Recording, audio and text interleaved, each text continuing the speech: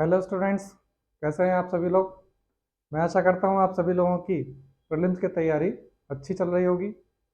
मैं हेमंत चौबे दृष्टि IAS and banking के इस यूट्यूब प्लेटफॉर्म से आपके लिए आज एमपीपीएससी प्रीलिम्स का एक वीडियो लेक्चर लेकर के आया हूं।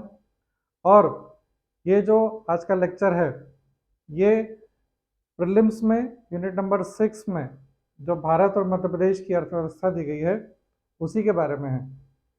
ये जो आपकी यूनिट है, इसमें काफ़ी महत्वपूर्ण विषय है, महत्वपूर्ण टॉपिक है, और उस टॉपिक का नाम है भारत का विदेशी व्यापार। तो आज का ये जो वीडियो लेक्चर है, ये इसी टॉपिक पर बेस है। ये टॉपिक काफ़ी इम्पोर्टेंट है, जो करंट अफेयर के साथ भी जुड़ा हुआ रहता है। तो सबसे पहले इस टॉपिक में हम बेसिक चीज़ें पढ़ेंगे। भारत का विदेशी व्यापार आखिर क्या होता है, ये आपको समझाएंगे। उस विदेशी व्यापार को हम किस तरीके से करते हैं, क्या क्या लोग उसमें इन्वॉल्व होते हैं। तो पूरा का पूरा जो बेसिक पार्ट है वो इस लेक्चर में हम समझेंगे। इसके बाद इसका जो कंटेंट है, जो करंट अफेयर से रिलेटेड है, वो इसमें देखेंगे। क्योंकि ये जो टॉपिक है, ये टॉपिक काफ़ी बड़ा है, इसलिए इसे एक लेक्चर में कवर नहीं किया जा सकता है।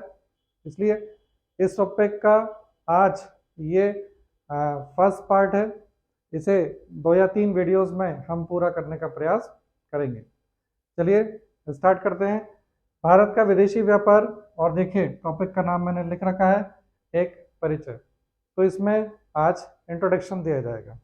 चलिए इंट्रोडक्शन की जो शुरुआत करते हैं, वो शुरुआत करते हैं कि आप सबसे पहले ये जान जाइए कि आखिर व्यापार क्या होता है। कोई बहुत बड़ा टास्क नहीं है व्यापार को समझना। हम सभी लोगों ने दुकानों पर जाकर के सामान खरीदा है या सेवाएं प्राप्त करी हैं।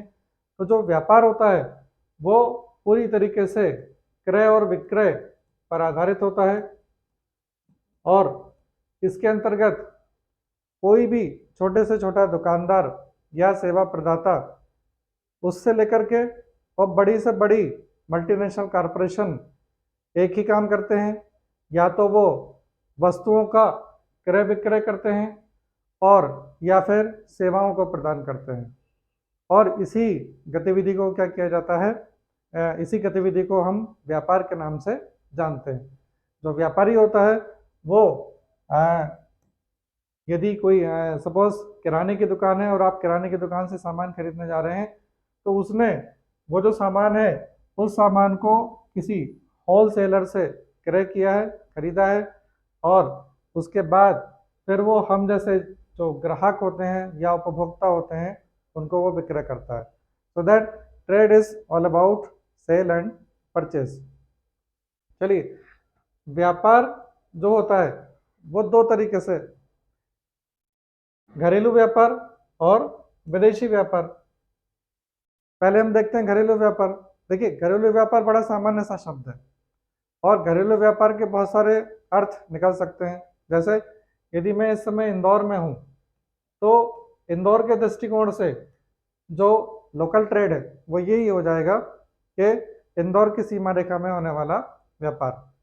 तो जो घरेलू व्यापार होता है वो हमेशा किसके साथ जुड़ा रहता है, किसी क्षेत्र के साथ, निश्चित क्षेत्र के साथ जुड़ा हो सकता है, जुड़ा होता है। क्योंकि हम यहाँ पर विदेश व्यापार पढ़ रहे हैं, इसलिए हम जब यहाँ पर घरेलू व्यापार की बात करेंगे तो घरेलू व्यापार का मतलब हो जाएगा कि भारत की सीमा रेखा के अंदर जो व्यापार किया जाएगा उसे हम लोकल ट्रेड के नाम से जानेंगे। यानी वस्तुओं या सेवाओं की जो सप्लाई की जाएगी, जो उनका सेल परचेज किया जाएगा, वो भारत की सीमा रेखा के अंतर्गत ही किया जाएगा।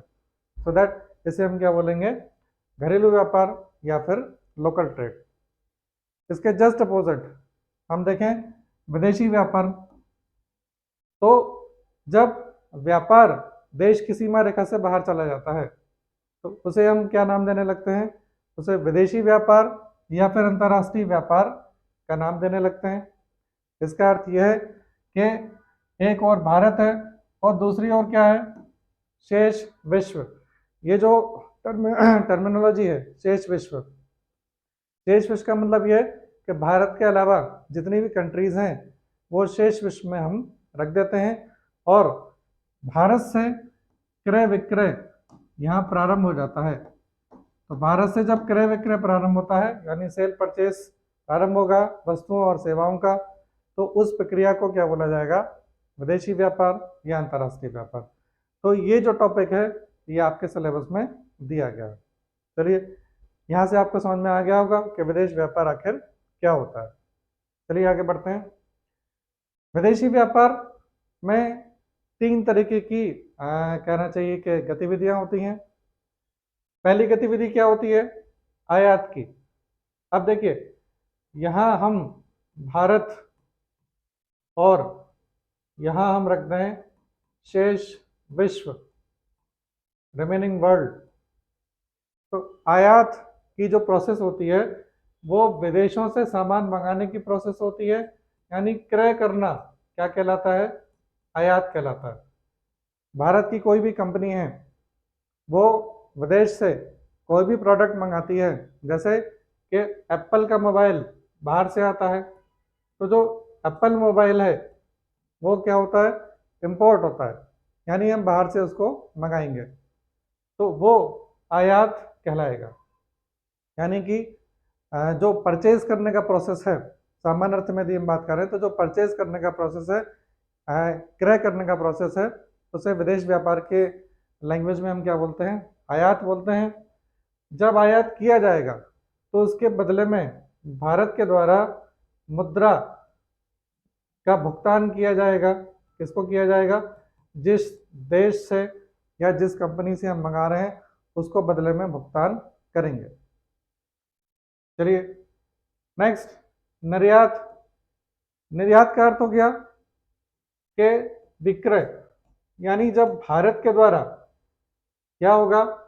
भारत के द्वारा बाहर के किसी भी देश को, कोई भी देश है, सपोज यूएस है या कोई भी है, उसको कोई भी वस्तु या सेवा जब विक्रय की जाएगी यानी बेची जाएगी तो उसे क्या बोलते हैं? हम एक्सपोर्ट बोलते हैं, यानी कि निर्यात बोलते हैं।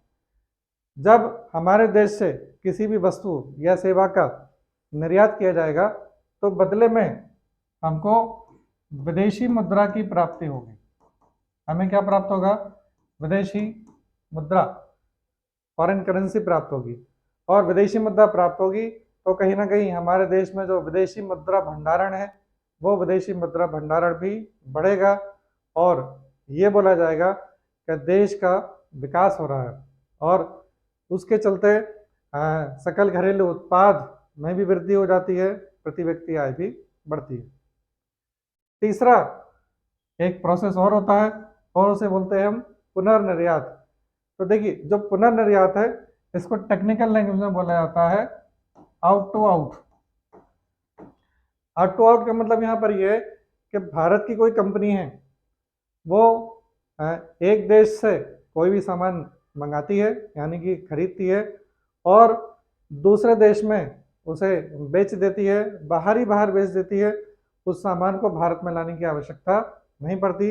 जैसे भारत की यदि कोई कंपनी है और उसने चीन से कोई प्रोडक्ट बल्क में परचेज किया और उस प्रोडक्ट को पड़ोसी देश भूटान या नेपाल में बेच दिया या किसी भी देश में बेच दिया, उस प्रोडक्ट को भारत लाने की आवश्यकता नहीं पड़ रही है, तो इसे बोला जाता है पुनर्निर्यात, यानी कि एंट्रीपोर्ट, टेक्निकल लैंग्वेज में आउट टू आउट बिजनेस। तो दैट ये 3 चीजें हैं विदेश व्यापार के अंतर्गत: एक्सपोर्ट, इंपोर्ट और एंट्रीपोर्ट। चलिए आगे बढ़ते हैं। विदेश व्यापार की मदें। मदों से मतलब ये एक टेक्निकल टर्म है, वाणिज्य की लैंग्वेज है। मदें आप इंग्लिश में देखेंगे तो लिखा हुआ है आइटम्स, यानी व्यापार में आखिर क्रय विक्रय किसका किया जाता है। तो देखिए 2 ही चीजों का क्रय विक्रय होता है, दृश्य मदों का या फिर अदृश्य मदों का। इसके अलावा और कोई मद नहीं होती है। दृश्य मद यानी कि विजिबल आइटम। विजिबल आइटम का मतलब ये हो जाता है कि जब वस्तुओं का, यानी कि जो गुड्स हैं जिन्हें हम देख सकते हैं, छू सकते हैं, जब उनका क्रय विक्रय होता है, सेल परचेज होता है, तो उसे बोलते हैं दृश्य व्यापार। और दृश्य व्यापार का अर्थ क्या हो गया, आपसे पूछा जा सकता है कि दृश्य व्यापार के अंतर्गत क्या सम्मिलित है। तो उसका एक ही जवाब है कि इसमें वस्तुओं का व्यापार सम्मिलित है। वस्तु कुछ भी हो सकती है, वो कोई मशीनरी हो सकती है, ये कपड़े हो सकते हैं, विदेश से जीन्स बन करके आती है, बहुत सारी वस्तुएं हैं। तो वस्तुओं का जो व्यापार होता है वो दृश्य व्यापार की श्रेणी में सम्मिलित होता है। और जब बाहर से कोई वस्तु हमारे देश में आती है या हमारे देश से बाहर जाती है, तो जो सी पोर्ट होता है, यानी कि जो बंदरगाह होता है, वहाँ पर उसकी एंट्री हो जाती है। यानी कि वहाँ जो कंप्यूटर रखा हुआ है या लेखा पुस्तिका रखी हुई है, वहाँ पर एंट्री हो जाती है कि फलानी वस्तु भारत से अमेरिका या चाइना भेजी गई या चाइना से भारत लाई गई। तो उसकी एंट्री वहाँ पर हो जाती है, वो एंट्री दिखती है, इसलिए उसे क्या बोलते हैं हम, दृश्य व्यापार। नेक्स्ट, अदृश्य व्यापार। अदृश्य व्यापार का मतलब यह है कि क्रय और विक्रय जिस आइटम का किया जाएगा वो दिखेगा ही नहीं। तो अब ना दिखने वाला क्या होता है, वो होती हैं सेवाएं, यानी कि सर्विसेज। जैसे एक उदाहरण मैं आपको दे देता हूँ, टूरिज्म यानी कि पर्यटन। तो जो पर्यटन है या टेक्नोलॉजी की सहायता करना, जैसे पर्यटन को मैं आपको समझाऊं, बाहर से कोई नागरिक आते हैं, विदेश से बहुत सारे लोग आते हैं भारत में देखने के लिए। भारत ऐतिहासिक विरासतों की जगह है और बाहर से बहुत सारे लोग आते हैं, वो हमारे देश में आते हैं, ठीक है। यहाँ होटलों में रुकते हैं, यहाँ खाना पीना खाते हैं, यहाँ कुछ भी जगह घूमने के लिए जा रहे हैं तो वहाँ वो टिकट खरीदते हैं और उससे हमको मुद्रा की प्राप्ति होती है। तो पर्यटन ये क्या है, ये अदृश्य व्यापार है, यानी अदृश्य मद है। या ये भी हो सकता है तकनीकी सहायता।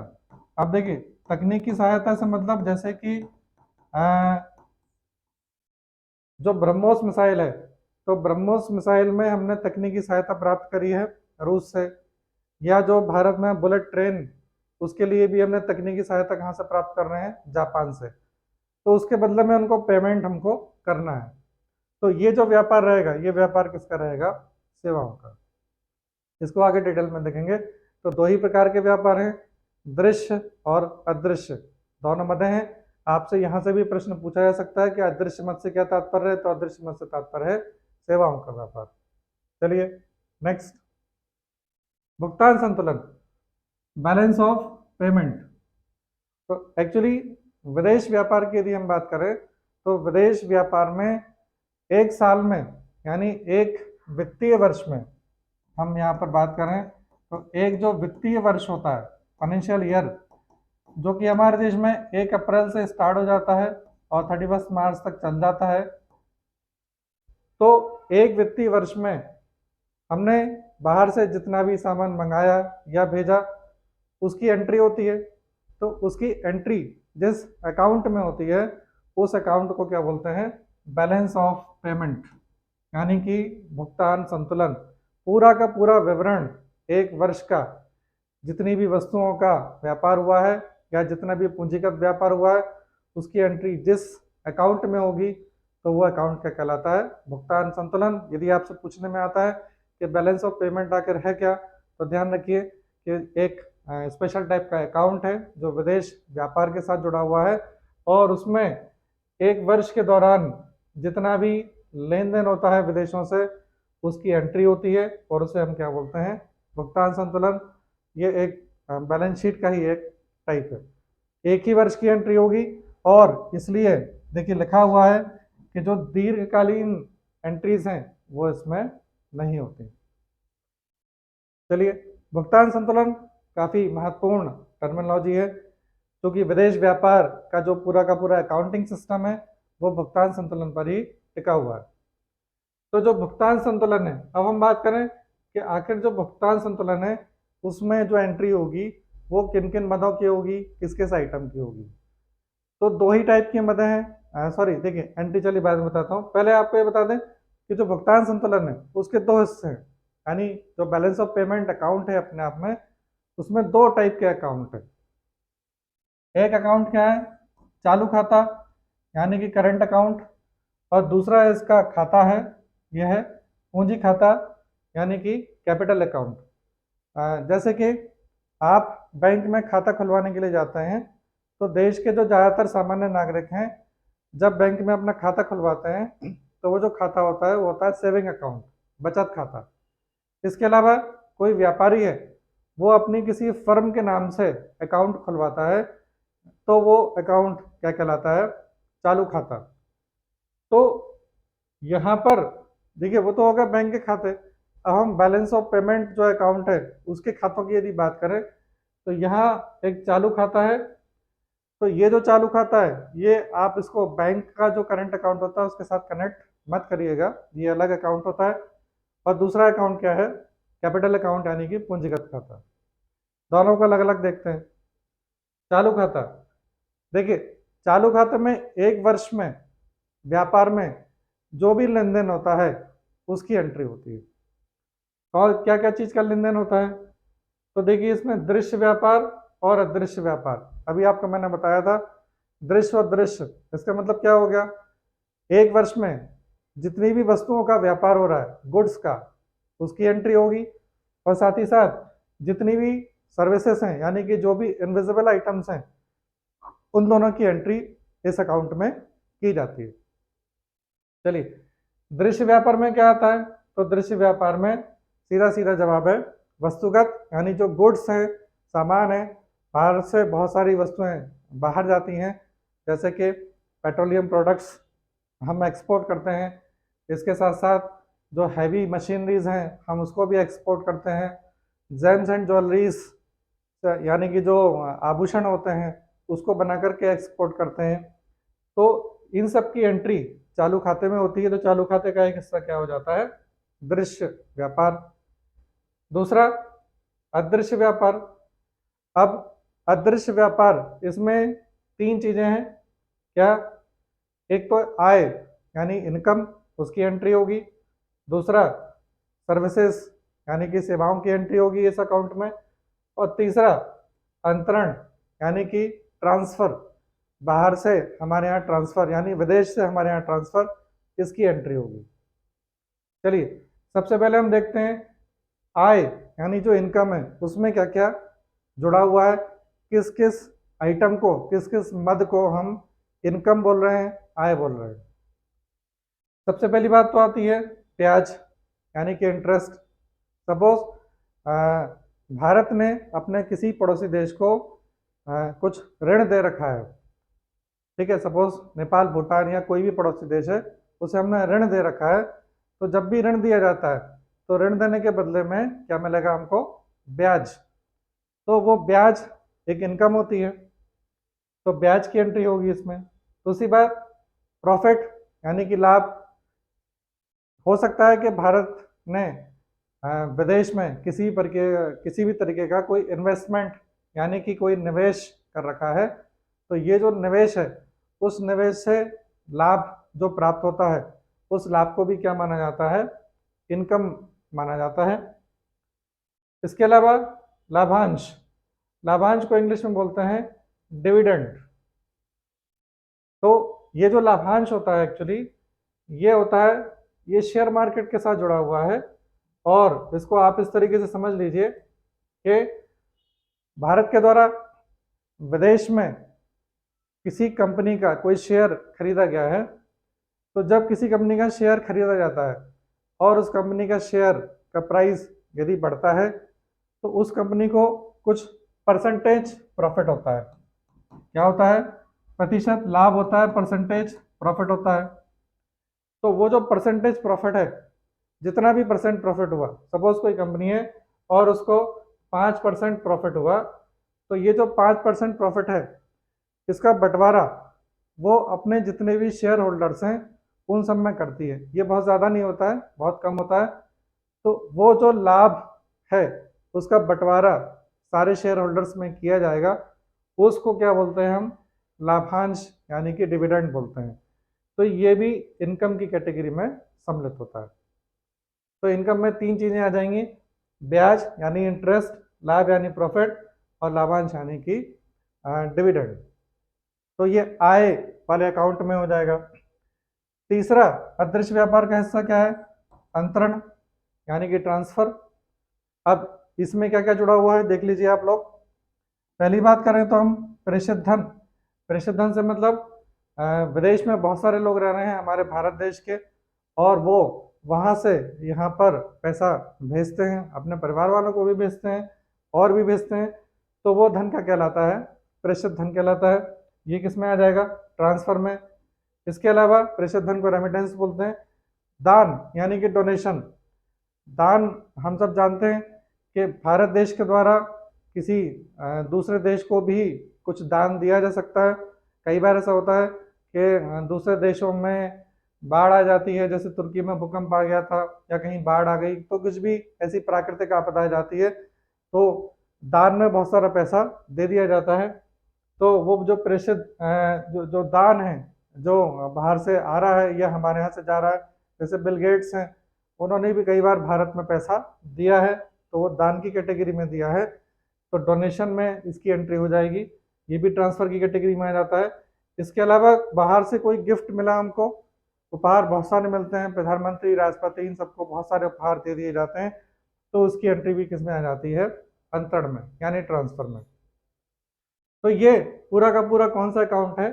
चालू खाता, यानी कि करंट अकाउंट। इसमें साल भर में जो भी व्यापार किया जा रहा है, उस व्यापार में दृश्य और अदृश्य जो भी वस्तुएं हैं और सेवाएं हैं, उनकी एंट्री होती है। चलिए, दूसरा खाता है पूंजी खाता, यानी कि कैपिटल अकाउंट। तो कैपिटल, कैपिटल से मतलब ये हो जाएगा कि इसमें बड़े बड़े व्यापार सम्मिलित हैं। अब देखिए कैपिटल में क्या क्या जुड़ा हुआ है। कैपिटल का एक हिस्सा क्या है? ऋण। अब ऋण भी दो तरीके का है। देखिए, ऋण छोटा मोटा तो लिया नहीं जाता है, ऋण लिया जाता है बहुत ज़्यादा, या दिया जाता है तो भी बहुत ज़्यादा। ऋण दो तरीके का होता है, सरकारी और वाणिज्यिक। सरकारी ऋण से मतलब ये हो जाता है कि इंडियन गवर्नमेंट ने बाहर से यदि ऋण ले लिया तो वो सरकारी ऋण कहलाएगा। जैसे आपको जानकारी हो तो बुलेट ट्रेन हम बना रहे हैं, और उसके लिए हमने क्या किया है? जापान से लॉन्ग टर्म लोन लिया है, तो वो उसकी एंट्री कहाँ हो जाएगी? वो पूंजीगत खाते में होगी, और किस सेक्शन में होगी? वो ऋण यानी लोन वाले सेक्शन में होगी।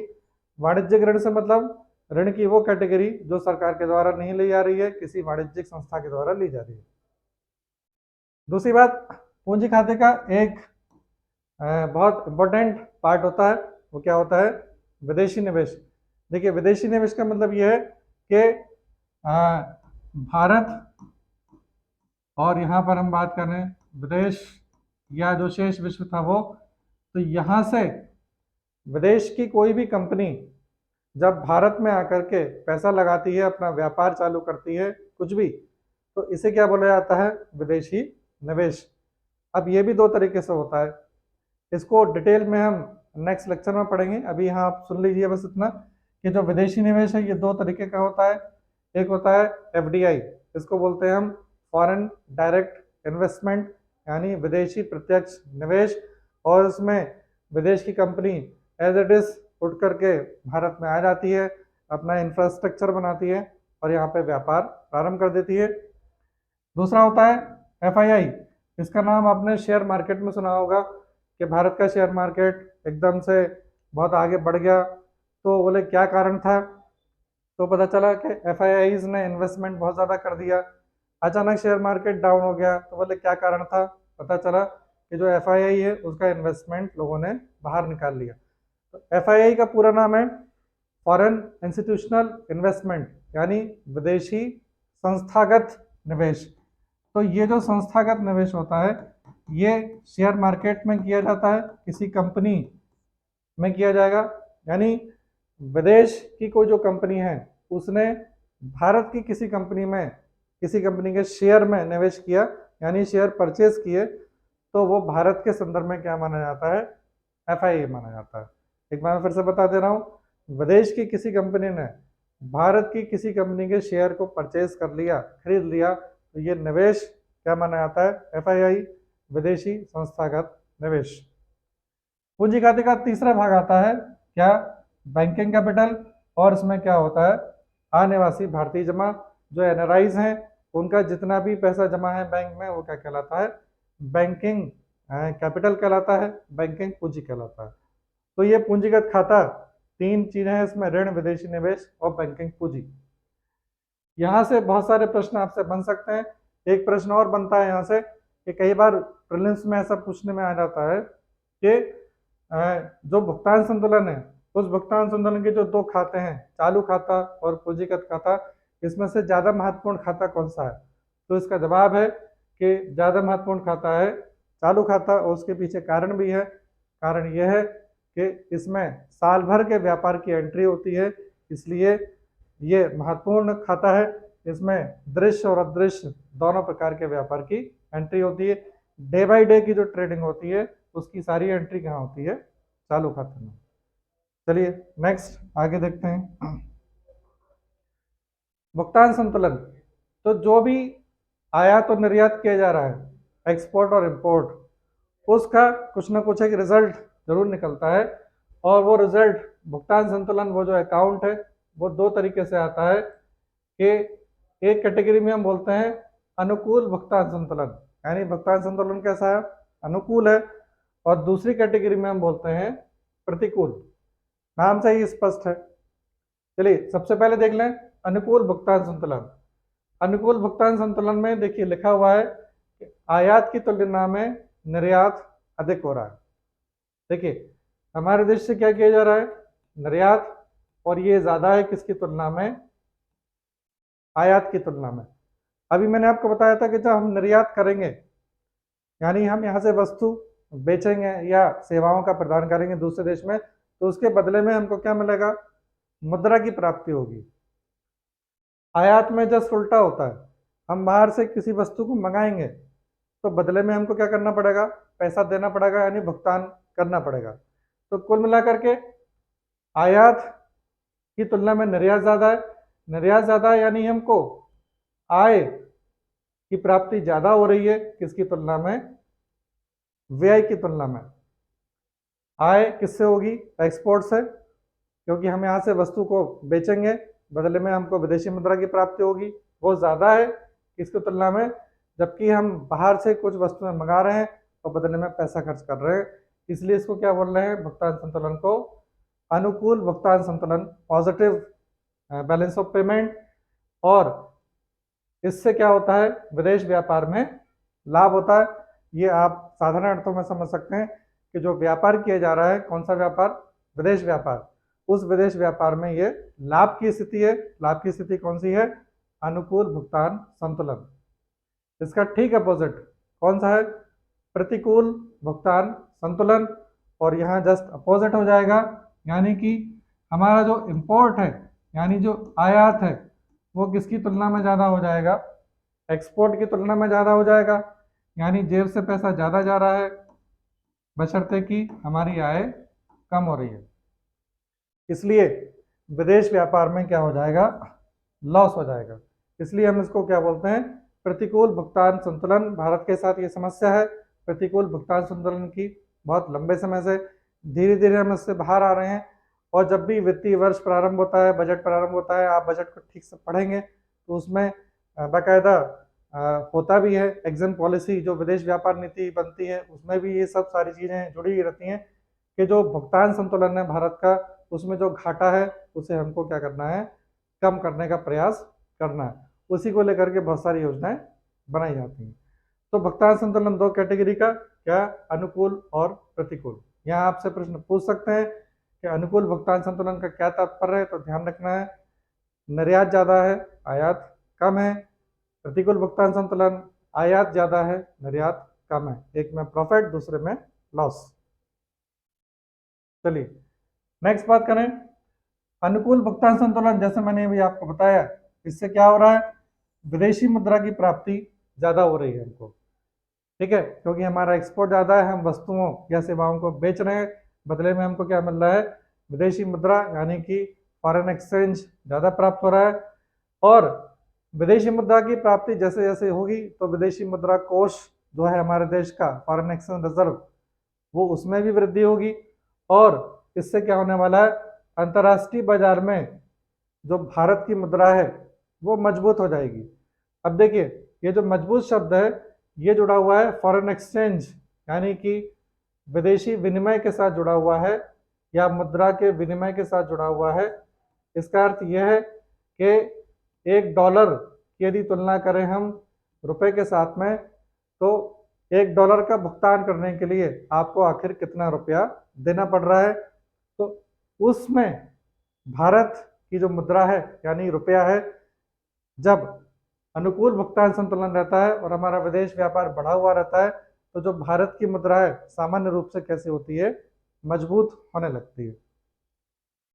प्रतिकूल भुगतान संतुलन की बात करें, प्रतिकूल भुगतान संतुलन से मतलब क्या हो गया, यहाँ पर जेब से पैसा ज़्यादा जा रहा है, जब खर्च आपका ज़्यादा हो रहा है तो कहीं ना कहीं आप किस स्थिति में आ जाएंगे, भुगतान ना कर पाने वाली स्थिति में। भुगतान ना कर पाने वाली जो स्थिति है उसका मतलब ये है कि हमने विदेश से जो सामान मंगाया है उसका पेमेंट भी करना है। बहुत सारे सामान मंगा लिए, बहुत सारी वस्तुओं का व्यापार चल रहा है, साल भर व्यापार चल रहा है, उसका पेमेंट नहीं कर पा रहे हैं क्योंकि ऑलरेडी हमारा एक्सपेंडिचर बढ़ा हुआ है, बहुत सारा खर्चा हो चुका है, हम नहीं कर पा रहे हैं। और एक स्थिति ऐसी आ सकती है जब पर्टिकुलर कोई देश अपने हाथ खड़े कर दे कि अब नहीं हो पाएगा और हम आपको भुगतान नहीं कर पाएंगे। ऐसी स्थिति में वो देश IMF से वित्तीय सहायता प्राप्त कर सकता है, करते भी हैं। आपने कुछ समय पहले नाम सुना होगा कि पाकिस्तान ने भी IMF से वित्तीय सहायता के लिए डिमांड की थी, हालांकि डिमांड उनकी ठुकरा दी गई थी। इसके अलावा बहुत समय पहले श्रीलंका के साथ भी यही हुआ था, जो ग्रीस के साथ भी यही हुआ था। तो इनके साथ समस्या भुगतान संतुलन को लेकर के हुई थी, तो IMF से इनको वित्तीय सहायता प्राप्त होती है। यहाँ एक प्रश्न और बनता है और एक ध्यान देने योग्य बात यह है कि यहाँ पर नाम लिखा जा रहा है IMF, यहाँ वर्ल्ड बैंक से पैसा नहीं मिलेगा, वर्ल्ड बैंक इस बात के लिए पैसा नहीं देता है। भुगतान संतुलन को प्रतिकूल से अनुकूल बनाए रखने के लिए, या ये जो लिखा हुआ है कि जब आप विदेश व्यापार करते हैं, विदेश व्यापार में पेमेंट नहीं है आपके पास, तो उस भुगतान के लिए केवल और केवल IMF ही पैसा देता है। तो IMF से पैसा प्राप्त होगा और भुगतान कर दिया जाएगा। भुगतान करने से क्या होता है कि व्यापार अपनी सामान्य स्थितियों में चलने लगता है। और नहीं तो एक बहुत बड़ी समस्या ये हो जाती है कि यदि कोई भी देश यदि डूबता है तो वो अकेला नहीं डूबता है, और उसके साथ साथ और भी देश जिन्होंने वहाँ पर इन्वेस्टमेंट कर रखा है उनको भी लॉस होने लगता है, क्योंकि सब एक चेन लिंक के साथ जुड़े हुए हैं। आपको एक देश से पैसा नहीं मिल रहा है तो आप दूसरे देश को भुगतान नहीं कर पाएंगे, दूसरा तीसरे को नहीं कर पाएगा, और एक बहुत बड़ी समस्या आर्थिक मंदी की पैदा होने लगती है। तो यहाँ पर IMF के द्वारा पैसा दिया जाएगा। चलिए नेक्स्ट आगे बात करते हैं। रुपए की परिवर्तनीयता, बात आती है भुगतान करने की। ये जो शब्द है ये जुड़ा हुआ है किसके साथ, भुगतान करने से। भुगतान करने का मतलब ये हो जाता है कि हम विदेश से कोई भी वस्तु या सेवा उसका व्यापार करते हैं। अब बात आती है भुगतान करने की। फॉर एग्जाम्पल US की कोई कंपनी है और इसने भारत की कंपनी को कोई सामान बेचा, और सपोज वो जो सामान है उसकी कीमत $500 के बराबर है। अब भारत की कंपनी को $500 का भुगतान करना है।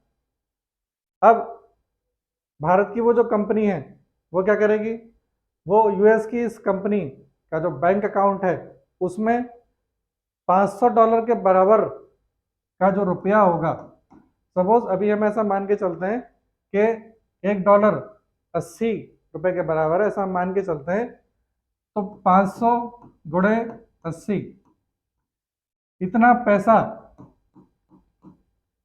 इस US की कंपनी का जो बैंक अकाउंट होगा उसमें जमा कर देगी। कौन सी कंपनी, भारत की कंपनी। तो इसे क्या बोलते हैं, रुपए की परिवर्तनीयता या मुद्रा की परिवर्तनीयता, यानी रुपए को परिवर्तित कर रहे हैं किसमें, डॉलर में। तो मुद्रा की परिवर्तनीयता का तात्पर्य यही होता है कि रुपए को किस में कन्वर्ट कर रहे हैं हम, विदेशी मुद्रा में कन्वर्ट कर रहे हैं, किसके लिए, भुगतान करते समय। अब ये जो मुद्रा की परिवर्तनीयता है ये दो तरीके से होती है। पहला, पूर्ण परिवर्तनीयता। पूर्ण परिवर्तनीयता से मतलब ये हो जाता है कि लाखों करोड़ों जितने का भी पेमेंट करना है आप पेमेंट कर दीजिए। पेमेंट करने के लिए आपको ना तो भारत सरकार से, ना ही रिजर्व बैंक ऑफ इंडिया या किसी भी एजेंसी से परमिशन लेने की जरूरत नहीं है। और पूर्ण परिवर्तनीयता कहाँ मिलेगी? चालू खाते में। यानी वर्ष भर चालू खाते में जितना भी व्यापार होता है लाखों करोड़ों अरबों रुपए का, उसके लिए कोई भी कंपनी विदेश में कितना भी भुगतान कर सकती है, उसके लिए कोई प्रतिबंध नहीं है, ना ही किसी से अनुमति की आवश्यकता है। आपसे पूछ सकते हैं कि पूर्ण परिवर्तनीयता कब से प्रारंभ हुई है, तो 1994 का जो बजट है उस 1994 के बजट से चालू खाते को क्या कर दिया था? पूर्ण परिवर्तनीय कर दिया गया था। लेकिन पूंजी खाते के साथ ऐसा नहीं है। और जो पूंजीगत खाता है, चूंकि इसमें बहुत बड़े बड़े लेन देन होते हैं, इसलिए पूंजीगत खाते में सरकार ने अभी तक आंशिक परिवर्तनीयता रखी है। इसका अर्थ यह है कि जो पूंजीगत खाता है इसमें यदि पेमेंट करना है तो एक सीमा तक ही आप पेमेंट कर सकते हैं। इससे ज़्यादा पेमेंट यदि आपको करना है तो उसके लिए भारत सरकार और रिजर्व बैंक इन सबको इंफॉर्मेशन देना पड़ जाएगी कि फलानी न फलानी कंपनी को इतना इतना पेमेंट किया जा रहा है। तो पूंजीगत खाते में अभी क्या रखा है भारत सरकार ने? आंशिक परिवर्तनीयता रखी हुई है। ठीक है ना? तो यहाँ आपसे प्रश्न बन सकता है पूर्ण परिवर्तनीयता और आंशिक परिवर्तनीयता को लेकर। देखिए, पूंजीगत खाते में आंशिक परिवर्तनीयता है, लेकिन प्रयास किए जा रहे थे बहुत लंबे समय से कि पूंजीगत खाते में भी रुपए को पूर्ण परिवर्तनीय कर दें। उसको लेकर के समिति बनाई गई। तो रिजर्व बैंक के एक्स गवर्नर एस तारापुर, इनकी अध्यक्षता में 2 बार समिति बनी। एक बार 1997 में, उसको हम बोलते हैं प्रथम तारापुर समिति। फिर 2006 में फिर से बनाई गई, उसको बोलते हैं हम द्वितीय तारापुर समिति। दोनों बार समिति ने सिफारिश दी थी कि चरणबद्ध तरीके से पूंजीगत खाते में रुपए को पूर्ण परिवर्तनीय बनाया जा सकता है। बहुत सारी सिफारिश थी, उनको लेकर के सरकार ने जो भी विचार किया हो। आपको जो समिति है उसकी सिफारिश नहीं पढ़ना है, लेकिन हाँ, प्रीलिम्स में आपसे ये जरूर पूछा जा सकता है कि तारापुर समिति किसके साथ जुड़ी हुई है। तो थोड़ा ध्यान रखिएगा आप कि तारापुर समिति का संबंध किससे है? पूंजीगत खाते में रुपए की पूर्ण परिवर्तनीयता से जुड़ा हुआ है। ठीक है, तो ये क्या हुआ? रुपए की पूर्ण परिवर्तनीयता। चलिए नेक्स्ट। इस लेक्चर को आज हम यहीं रोकते हैं। ये लेक्चर नेक्स्ट कंटिन्यू रहेगा। और ये जो आपको मैंने विदेशी व्यापार का इंट्रोडक्शन दिया था, इसमें ही हम आगे बढ़ेंगे। अभी जैसे आपको मैंने बताया था फॉरेन एक्सचेंज, मुद्रा का विनिमय मूल्य, इसके बारे में बात करेंगे। भारत का जो एक्सपोर्ट है उसमें क्या क्या होता है, इंपोर्ट में क्या क्या होता है इसके अलावा भी और भी बहुत सारी चीज़ें हैं, उसके बारे में डिस्कस करेंगे। और उसके बाद फिर जो विदेश व्यापार से जुड़ा हुआ जो भारत सरकार की नीतियां हैं उनके बारे में पढ़ेंगे, और साथ ही साथ करंट अफेयर भी पढ़ेंगे। तब तक के लिए आप अपनी पढ़ाई करते रहें, प्रीलिम्स में जो फैक्ट हैं उनको रखते रहें। All the best.